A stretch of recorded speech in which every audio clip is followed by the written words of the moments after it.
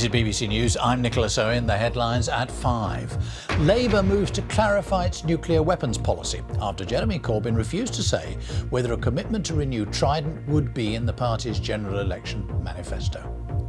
The murder inquiry started after a man was run over and killed by his own car as it was being stolen in Manchester. I think the main thing for people to realise is this could have happened to absolutely anybody. You hear a noise downstairs and you go and see what it is. French voters have been making their choice between 11 candidates in the first round of the presidential election there. Also in the next hour, a helping hand at the London Marathon.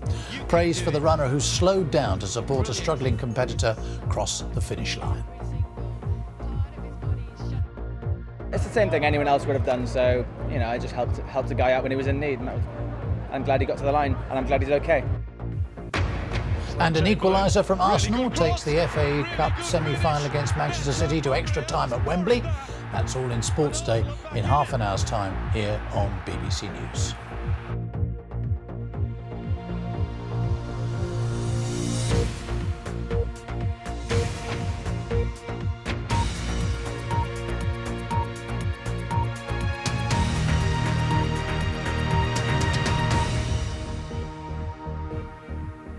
Good afternoon and welcome. The Labour leader has said he would order a review of all aspects of defence if he wins power. Speaking to the BBC's Andrew Marr, Jeremy Corbyn refused to say whether he'd keep Britain's Trident nuclear deterrent. But then a party spokesman said the decision to retain Trident had been taken and Labour supported that. The Conservatives said Labour would dismantle the UK's defences. Our political correspondent Susana Mendonça reports. Setting out his stall for a snap election, Jeremy Corbyn came to outline Labour policy. But when it came to defence, that position didn't appear to correspond with that of his party. This is still an entirely unresolved question as to what you're going to do. Neil Griffiths, your defence spokesman, has said very clearly that keeping Trident will be in the Labour manifesto, will it? We haven't completed work on the manifesto yet. As you'd expect, we're less than 100 hours into this election campaign, so let's... She could be in for a shock. No, we're having that discussion within the Labour Party and we will produce our manifesto early in May. Trident is a potentially explosive issue for Labour where divisions run deep. Its leader has long wanted to scrap the party's policy of renewing the nuclear weapons defence system, while its MPs back it. So just a couple of hours after Mr Corbyn threw doubt on whether it would be renewed, a Labour Party spokesperson was forced to correct him and reconfirm Labour's commitment to Trident. The EU referendum less than a year ago revealed huge fault lines within Labour on Brexit. Immigration was a key issue for voters then, as it's likely to be in this general election. And it's an issue that Jeremy Corbyn knows he needs to provide clarity on. Free movement ends when we leave the European Union, because clearly that is intrinsic part of membership of the European Union. But there is also the question of EU nationals living in Britain, who I think should all be given the right to remain here immediately, as British nationals living in Europe should get the same unilateral decision by their governments. And we then work out a system by those that are able to come here for work and so on, as well as British people able to go to other parts of Europe to work. Labour is keen to get the focus away from Brexit and onto other issues. So on grammar schools, Mr Corbyn said that he did not like selective education. On rebuilding the economy, he repeated his promise to set up a public national investment bank to invest in new industries and infrastructure. And on private service providers in the NHS, he said he would phase out those contracts and bring in directly employed staff. But the Conservatives say Jeremy Corbyn can't be trusted. Well, it's just chaos. And, Jeremy Corbyn is putting himself forward as the next Prime Minister of this country. And I think what we've seen this morning is that we would basically have a coalition of chaos if Jeremy Corbyn became Prime Minister of this country. With just 6 weeks of campaigning ahead, Labour's leader will be hoping that the voters disagree. Susana Mendonça, BBC News. Meanwhile, the Conservative manifesto will include proposals to cap energy bills. The party says it will take action to limit the gas and electricity bills of about 20 million people on standard variable tariffs if they are returned to office. Under the proposal, the energy regulator Ofgem would impose a cap on the deals which are among the most expensive offered by the energy firms. There will be a lot about energy policy in the manifesto. Obviously, there'll be more details then, but absolutely, I think that the people feel that some of the big energy companies have taken advantage of them with the tariffs. That's the Work and Pension Secretary, Damien Green. Well, with me is the head of regulation at the energy price comparison site Uswitch, Richard Newdeck. Good afternoon to you. Well, price caps, good idea? Unfortunately not. The Competition and Markets Authority spent 2 years recently looking top to bottom at the energy market, really trying to crack this serious problem of people paying too much on standard variable tariffs. And their conclusion was, in the long run, it would actually mean consumers would end up paying more. I think we really need to reach for practical measures, pragmatic steps that are really going to bring prices for consumers down. And unfortunately with this, it's a little bit of a magic bullet that won't actually help consumers. Now, people are going to be a bit puzzled by that, a lot of people, aren't they? It sounds like a great theory. You say, no, you can't charge any more than that. What's wrong with it? Well, instead of energy companies spending lots of their time trying to figure out how to get better prices to consumers, feeling the power of their customers to drive prices down, they will spend all their time arguing with a civil servant in Whitehall with a spreadsheet about what the price of the energy should be. Those price caps, in reality, they do set levels of margin, headroom that the energy companies can have, and that means that they find ways of making sure the model spits out something that works for them. We've seen interventions in the energy market before, back in 2007-8, interventions on non-discrimination on pricing, and that actually ended up plummeting switching rates, and energy companies actually ended up making more money than they did previously. There's a real danger, although this sounds good on the surface, that it actually helps the big six in the end. But most people are on standard variable tariffs, I assume. It's a strange phrase, isn't it? But that's the main way most people pay their bills. Yes. And most people will be keen to see those bills not rising too fast. And surely that would be the practical impact, would it not? So it's absolutely true that far too many people are on standard variable tariffs, 66% of people roughly, and they are paying too much for their energy. The question is, what do we actually do to solve that problem? You know, for 10 minutes worth of time now, consumers who've got a bill in their hand, 10 minutes of time with a price comparison website can get themselves off those standard variable tariffs, and often saving on average £200, £300, a lot more than the £100 that has been suggested today by the Conservatives. That is going to make a real difference if we can find ways of giving consumers the confidence to do that. And switching what to? I mean, what other tariffs are around? All sorts of things are talked about, but don't some of them apply to people who are on, the very low incomes, benefits and so on, and wouldn't be of help to most people? So most people can get these fixed deals that are a lot cheaper in the market, and it's very easy to access them. But it's absolutely true that there are a certain number of more vulnerable consumers that absolutely do need help. But there are better policy measures that the government could take to do that. So sorting out the warm home discount to make sure that the consumers that really need the help are getting it, targeted help that won't cause problems for market competition. That's what the government should be looking at. I think one quick and last question is, a lot of people see wholesale prices going down and they don't see any sign of that being reflected in their bills. Would a price cap sort of have any influence on that or not? So that's part of the problem, is the wholesale market does change. So a price cap has to be flexible enough to reflect that. So we really would have to see the detail of the proposal to see if there's any chance of it working in practice. But it is an incredibly difficult thing to get right, and very easy to trigger lots of unintended consequences that could have real harm. Richard Newdeck, very grateful to you. Thank you very much. Thank you. The Conservatives' former coalition partners have ruled out supporting a minority government again. The Liberal Democrat leader Tim Farron says the party will not enter a coalition with Labour or the Conservatives under any circumstances whatsoever.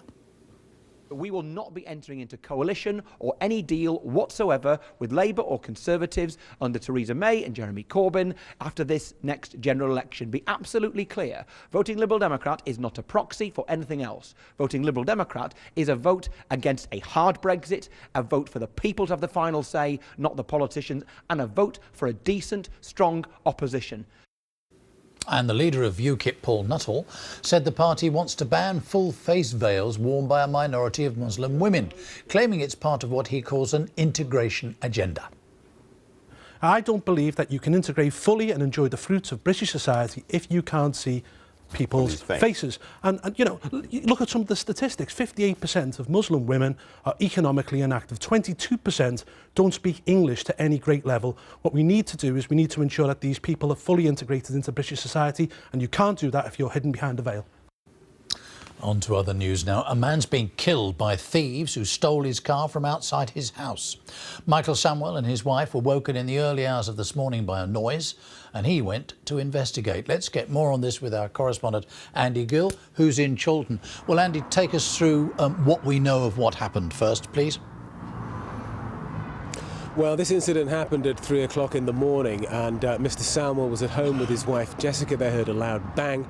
When he went down to investigate, there was shouting then heard from the back of the house. Mr. Samwell was found in that area.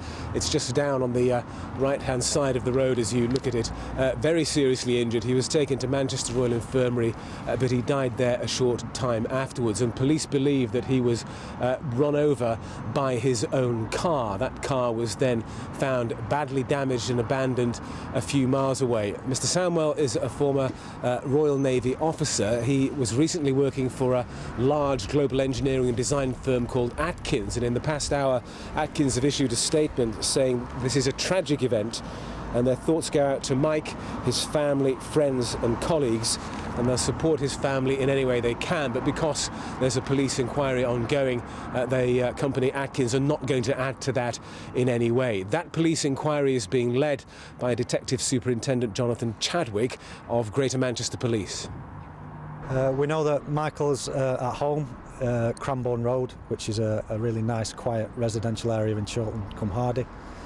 Around 3 o'clock, he's awoken by a noise downstairs. He goes down to see what it is, leaving his wife upstairs. We're not exactly sure what happens next, but what we do know is that Michael ends up outside the back of his house where there's a parking area, and he is struck by his own vehicle. We don't know how many times. Suffers multiple injuries, sadly died at Manchester Royal Infirmary about 4 o'clock this morning. Michael's car is stolen. It's a black Audi S3, driven away from the scene erratically, it would appear. It hits a curb on Lees Hall Crescent in the Lady Barn area, which is only a couple of miles away, 5-10 minutes drive. Then it drives a short distance after that, really badly damaged, ultimately abandoned on Whitby Avenue, and driver occupants abandoned the vehicle, and we don't know who those people are. What do you think about what has happened to Michael in these circumstances? I think the main thing for people to realise is this could have happened to absolutely anybody. You hear a noise downstairs and you go and see what it is. Given what you've said so far, what lines of inquiry are you pursuing at the moment? There are a number of scenes. Clearly Cranbourne Road, residential area, a lot of noise. There are people who are woken out of the beds. I don't know if there's anyone in the area. I obviously appeal to anyone round about at 3 o'clock. It's a really quiet place, so anything suspicious would stand out a mile. Well, that report there by Andy Gill. The turnout in the first round of voting in the French presidential election is just over 69% so far, down just a little on the same time in 2012. Security is tight and thousands of police and military have been deployed across the country after a police officer was killed in Paris 3 days ago. Gavin Lee reports. Sunrise in Paris this morning, but a wait till after sunset to know the result of France's most unpredictable and closely fought election in modern times. One of the frontrunners in the election, the far-right National Front leader, Marine Le Pen, casting her vote where she first made her mark, in the North Calais region. A few miles along the coast, voting in Le Touquet, her biggest rival, and at 39, the youngest candidate, the centre-left Emmanuel Macron, with his wife Brigitte. This is an unusual election. People coming to cast their vote while France is under a state of emergency after successive terrorist attacks. And security in Paris isn't always obvious, but plainclothes police are watching and there are guards monitoring inside. 50,000 police officers and 7,000 soldiers have been deployed across the country to keep voters safe. I'm Sabrina and I was the first woman who voted here in my mairie du 3e, where I got married 30 years ago, and now it's such a nice day to vote, to be responsible, and I feel so secured when I vote because I feel a part of the world I belong to.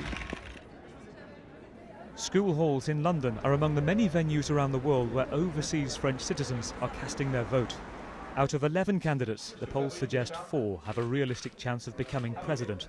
The Conservative former Prime Minister François Fillon and the left-wing Jean-Luc Mélenchon also offer a very different vision of the future here. The result is expected later tonight, when the top 2 candidates will go through to the runoff against each other in the final round in 2 weeks' time, when the direction France is to take will be decided. Gavin Lee, BBC News, Paris.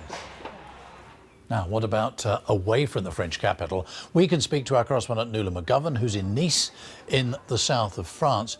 Well, Nuala, what's the feeling there? Has this election generated excitement, or are people a bit tired of all the politics? Do you know, it was really interesting because in the first couple of days that I was down here, people were talking about resignation, particularly when it came to the issues affecting France. But today there is really a sense of excitement. People are really happy to go to cast their votes and get on to the next stage of this election. There will, of course, be a second round on the 7th of March. So we're whittling it down from 11 candidates down to 2 because one candidate is not expected to get more than 50%. Apparently that has never happened. So they have their second round. And some of the French people I've been speaking to, they're like, we love elections. We like them so much that we do it twice for even one race. Some saying they vote with their heart the first time and the second time with their head. Now, there are very strict reporting restrictions in France, so we're not able to know anything about the candidates or how exactly results are going. That's all going to happen in a couple of hours' time. The last poll will close a little under 2 hours' time, so it's 8 o'clock local time, and from then people will begin to decipher exactly what it is that has happened. Now, when I've gone down to the polling station that's closest to where I'm standing here, a street not too far from the Promenade des Anglais, which is the beach where the terror attack took place in Bastille Day 2016. Our viewers will remember it was a truck attack, 86 people killed and hundreds injured. There was a polling station just beside it, but people were calm and relaxed, excited to cast their vote. There was extra security, perhaps in contrast to all these beachgoers. You see patrolling soldiers, that's because there's a state of emergency, and then extra police deployed because of this election to protect the polling stations. But a steady stream all day, but people watching very closely what will the turnout figures be and exactly who might be out on top. Indeed. Now, the feeling you get there, any clues at all, Nuala, do you think, what people there in the south of France, often rather different attitudes to those in Paris, which way things might go? Well, I think this is the thing about this election. It's completely unknown. It is completely unpredictable. And that is definitely a feeling that was in the run-up and also, I think, which will permeate today. And I think until those ballot boxes have closed and they have been counted, there is no certainty about exactly what might be next for this country. I think security, as I mentioned about the deployment, that is part of the conversation throughout France because, of course, it has been affected in so many places very keenly here. A terror act that was replicated then in other cities around the globe, be it in Stockholm, in London just a few weeks ago, and in Berlin last Christmas. It was a truck attack as well. So for exactly what the two people may be, apparently their faces will be screened on the Champs-Élysées. So people will be waiting another few hours before that happens. Nuala McGovern there in Nice, thank you very much. And there'll be live coverage of the results of the first round of voting in the French presidential election tonight at 6:30 in France Decides here on BBC News. And there's full coverage on our website and via the mobile app. Now then, it's time at 5:20 almost for the headlines here on BBC News. Labour says it still supports the renewal of Britain's Trident nuclear deterrent. That comes after the leader, Jeremy Corbyn, wouldn't say whether it would be in the party's election manifesto. The murder inquiry started after a man was run over and killed by his own car as it was being stolen in Chorlton in Manchester. And as we've just been hearing, French voters have been making their choice between 11 candidates in the first round of their presidential election.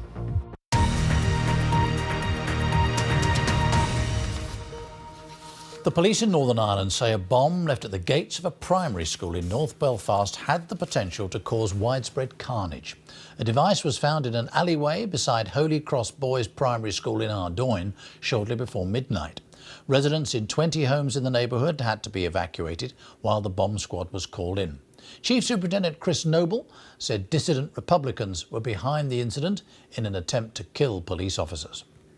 Just before midnight yesterday evening, police were on patrol in the area, noted some suspicious activity, and responding to that suspicious activity, found what we now know to be a viable device. It's a very significant device, more than capable of causing death and serious injury. It was discovered just off Herbert Street, but most poignantly, and in particular, most relevantly, the local community in that area was found right at the gates of Holy Cross Primary School. There's no doubt that device was there to try and kill community police officers on the beat in their local area, but also it was left in such a reckless manner and such a reckless location that it would undoubtedly have led to the death or serious injury of a member of the public had it exploded anywhere near them. So from my point of view, this is an attempt, we believe, by violent dissident Republicans to kill police officers. But as I've said already, it's very much an anti-community act as well, in terms of where it was located and the way in which it was left. What I'd call on is any members of the community who saw anything suspicious in and around midnight yesterday evening to report it to police either on 101 or indeed on the Crime Stoppers number 0800 555 111. All we need are the bits of the jigsaw to try and understand who was in the area, what people saw, because that's what detectives can then build their investigation on.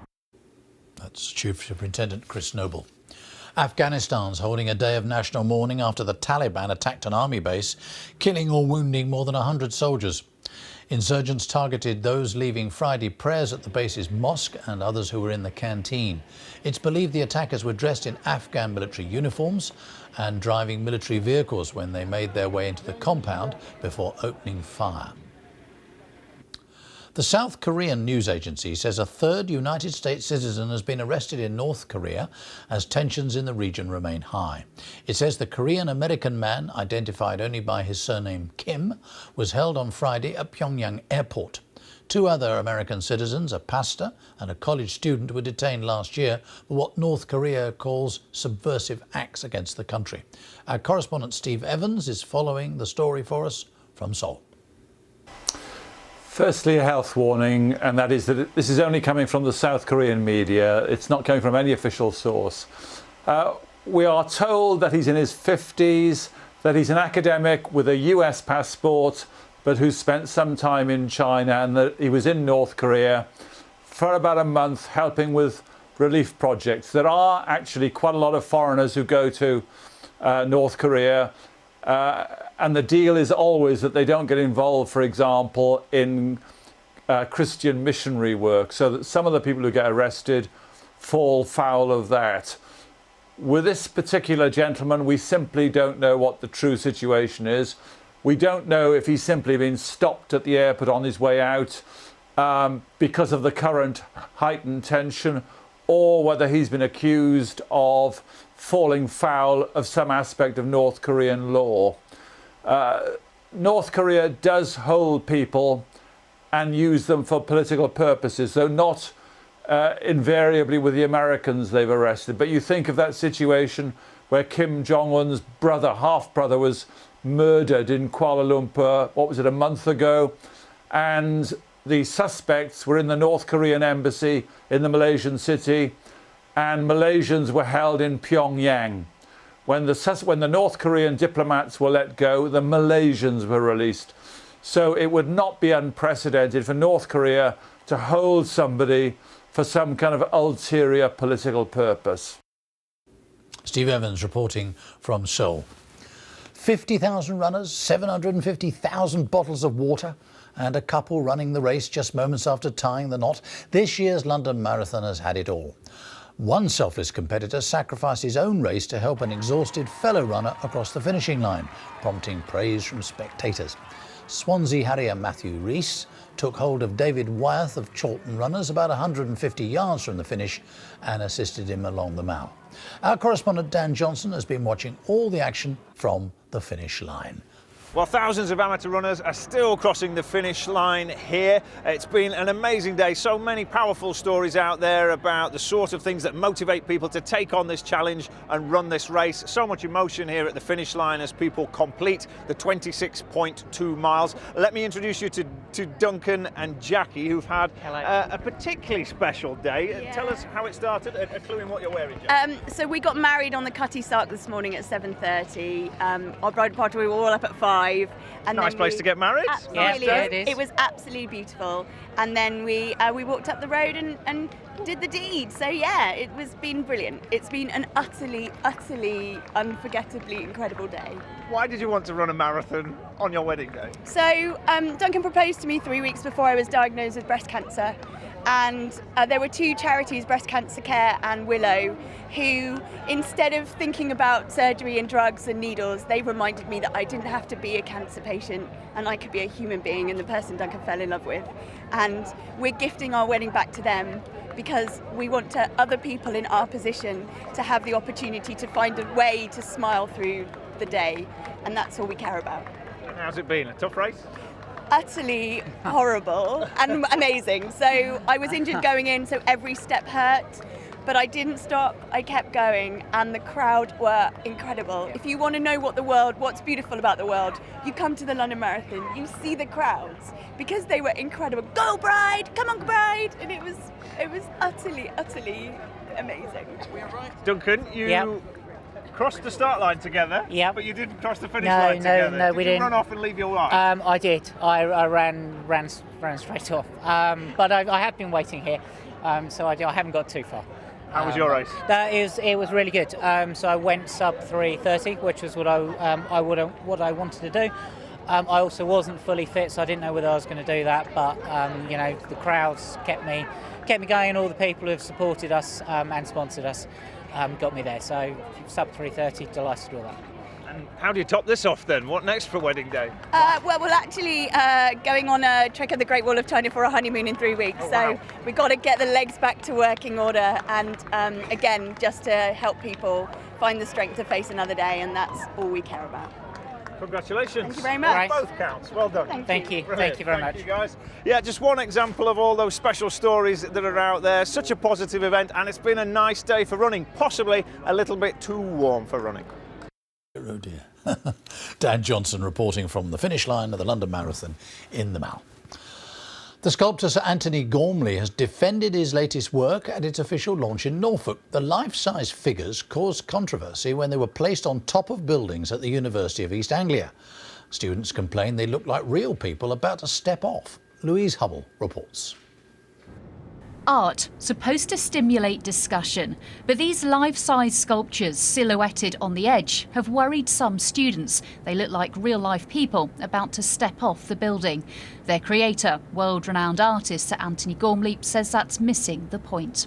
I think if we're talking about suicide, these works are nothing to do with suicide. They're actually to do with life, and they're placed on the skyline in order to, in a way, make us think about space and distance.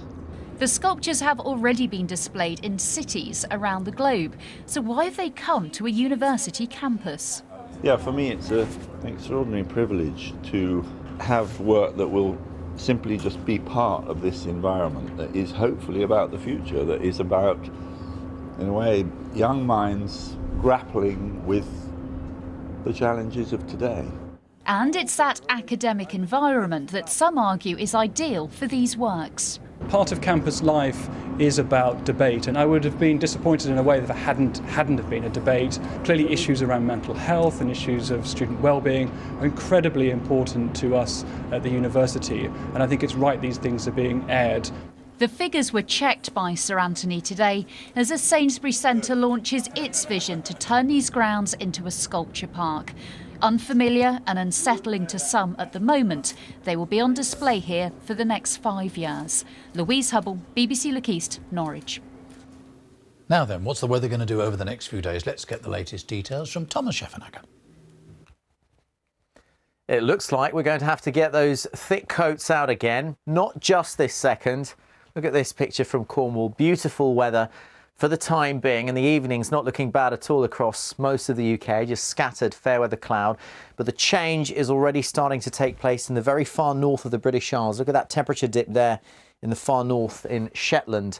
And that cold air is going to be sinking southwards over the next 24 to 48 hours. So starting tonight, the cold front moves through Scotland.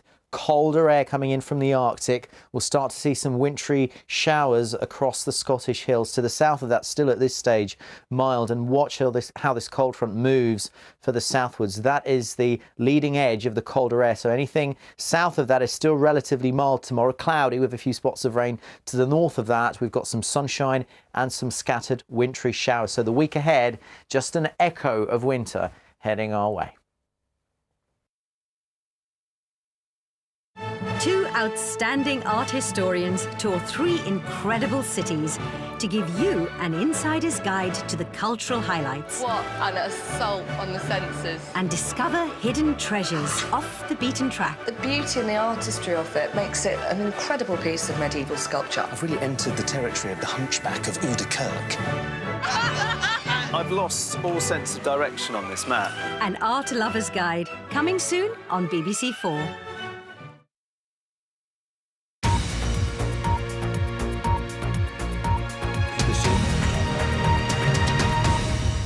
Hello, this is BBC News with me, Nicholas Owen. Time's just after 5:30. Let's take a look at the headlines. Labour says it still supports the renewal of Britain's Trident nuclear deterrent after its leader Jeremy Corbyn wouldn't say whether it will be in the party's election manifesto.